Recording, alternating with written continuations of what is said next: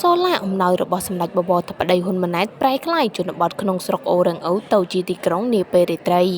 បង្គោលនិងអំពូលសូឡាចំនួន614បង្គោលដែលជាអំណោយដ៏ថ្លៃថ្លារបស់សម្ដេចបវរធិបតីហ៊ុនម៉ាណែតនាយករដ្ឋមន្ត្រីនិងលោកជំទាវបណ្ឌិតពេជ្រច័ន្ទមនីហ៊ុនម៉ាណែតត្រូវបានឯកឧត្តមបណ្ឌិតអាងសុផាឡែតរដ្ឋមន្ត្រីក្រសួងបរិស្ថាននិងប្រធានក្រុមការងាររដ្ឋាភិបាលចុះមូលដ្ឋានខេត្តត្បូងឃ្មុំបានប្រគល់ជូនប្រជាជនស្រុកអូររឹងអូខេត្តត្បូងឃ្មុំដើម្បីដាក់បំភ្លឺតាមបណ្ដោយផ្លូវជាតិលេខ370ចាប់ពីឃុំដំរិតព្រំប្រទល់ស្រុកត្បូងឃ្មុំឆ្ពោះទៅទីប្រជុំជនស្រុកអូររឹងអូ